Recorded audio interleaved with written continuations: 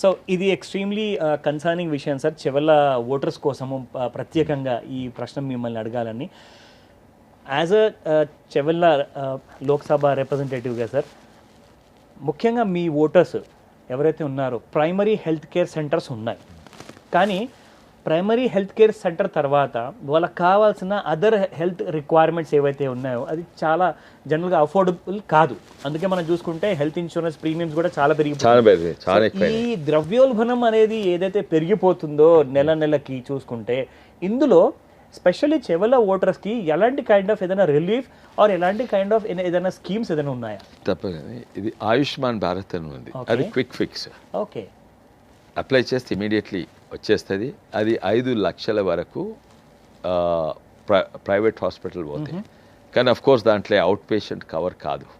Out patient మీద అన్నట్టు మందులు కూడా, ఆ మందులు తక్కువగా అయినందుకు ఆయుష్ అని మన కేంద్ర ప్రభుత్వము ఆయుష్మాన్ భారత్ కాదు ఫార్మసీస్ తెరిచింది.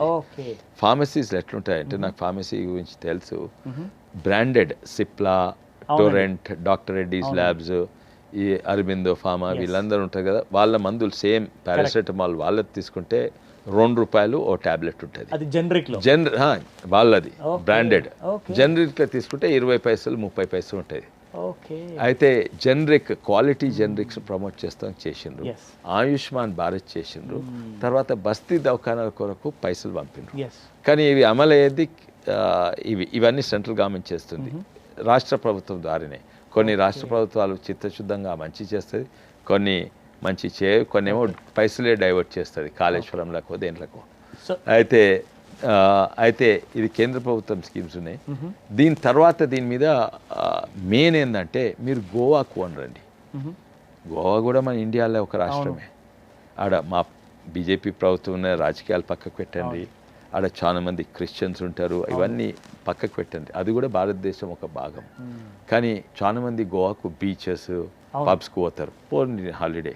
కానీ అక్కడ పోయినప్పుడు మన తెలంగాణలో గోవా గ్రామానికి పోయి అక్కడ ప్రైమరీ హెల్త్ కేర్ సెంటర్స్ చూడండి, లేకుంటే జిల్లా హెడ్ క్వార్టర్స్ ఉంటే ఆడ ఏరియా హాస్పిటల్ పోండి, లేకుంటే వాళ్ళ అంగన్వాడీ సెంటర్స్కి పోండి, లేకుంటే ఆ గోవా స్కూల్స్కి పోండి.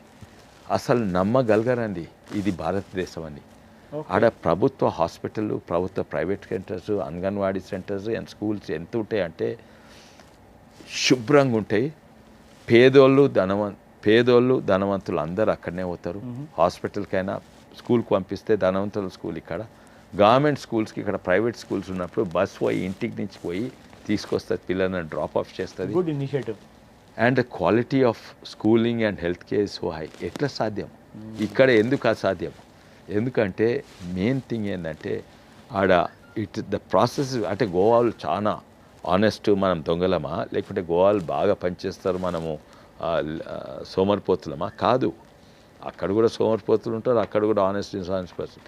ఏంటంటే అక్కడ మెయిన్ డిఫరెన్స్ ఏంటంటే కింద కమ్యూనిటీకి బాగా పవర్ ఉంటుంది.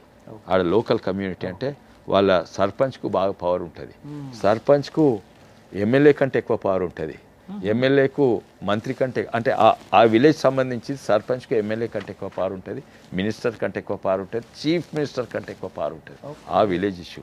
ఈ controls the health care, education, funds, anganwadi centres. And ఆయన అదే ఊర్లో వండుకుంటాడు, మంచి చేసుకుంటే ఊరోళ్ళు ఆయన గల్లా కూడా పట్టుకోవచ్చు. And sir, I have great respect for sarpanches, but Indian political class system is losing respect for the sarpanch, giving him less importance, less funds and no power and control. But వాళ్ళే అక్కడ గ్రౌండ్ లెవెల్లో ఉండేది. వాళ్ళే ఎవరన్నా ఎమ్మెల్యేని కలవాలంటే ఎట్లా, ఓ ఎంపీని కలవాలంటే చూస్తున్నారు కదా వీళ్ళు, గేట్లకు తాళం వేసుకుంటారు, ఎంపీపీలు వస్తే కలవరు, సామాన్య ప్రజలకు తీసి పెట్టండి. సో దట్స్ వెరీ కన్సర్నింగ్ విషయం.